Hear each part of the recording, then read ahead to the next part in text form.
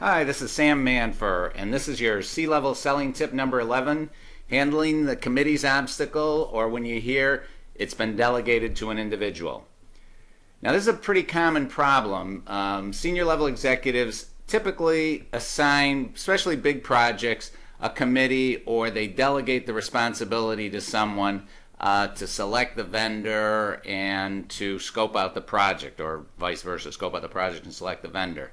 And you'll hear this all the time. A committee or delegates are important, and you can't ignore them. I mean, these are people that are going to make serious recommendations, and that's the key here. Is they recommend.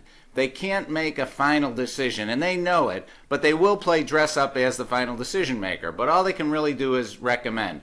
Each of these people on the committee or a delegate has a boss with influence, and if it's a committee, each committee member is going to report back to his boss what his recommendation is, and then that boss is going to report to the final decision maker what he or she thinks. So committees are just a do the legwork kind of thing. The executives make the final decision and need the information to form their opinions. They're going to get it from the committee or the delegate, but it would be great if they could get it from you. Don't ever think that the committee is going to make the final decision. As I said before, committees and delegates do the legwork. So the best way to handle this is, especially a project that you know is coming up, is get to see the executives early on. Be proactive. Meet them early. Start developing a relationship. Try to understand the wants and the needs they have for the project. Now, here's the common situation. Your contact tells you that she or he has been empowered, or a committee's been empowered to scope out the project and select the vendor. So here's your problem: is you hang at this level. And what happens here is you're going to have, if you hang at that level, you're going to have very limited access to information and influence. What the committee or the delegate's going to expect you to do is provide all sorts of information per the specs. They're not going to let you talk to the committee members. You know, you're going to get shut out. You can't talk to them. And you'll only get public information, public criterias, and you'll never really know what the real decision maker wants, what he or she is going to base his criteria on.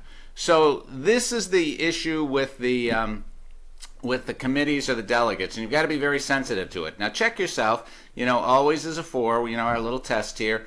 You know, score yourself. Most of the time is a 3. 2 is usually 1, sometimes 0, never. So when you hear the project has been delegated, do you believe the delegate makes the final decision? You know, do you always believe that, or do you never believe it, or somewhere in between? You know, you can stop this anywhere along the line and answer these questions at your own pace. When functional people or a subordinate tells you your proposal looks good, do you feel you have the order? Sometimes, always, never.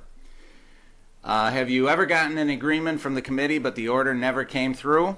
You know, has this happened to you sometimes? Never happened to you? Always happens to you. And finally, when you meet with a senior executive for a final presentation and he or she likes what you have, do you get his or her commitment that the order is yours and a PO number to book it? Do you always do this? Rarely do this? Never do this. So scoring, here's a score system: 3 plus 4 minus 1 plus 2. Now 4 is good. If you got a 4 on this thing, it's really good. But you can always learn more, and you can get some improvement. 3 or less means you need to work on this tough situation. It is a tough situation. Committees are a very tough situation. And here's where you can get some help on handling the committee or the delegate problem.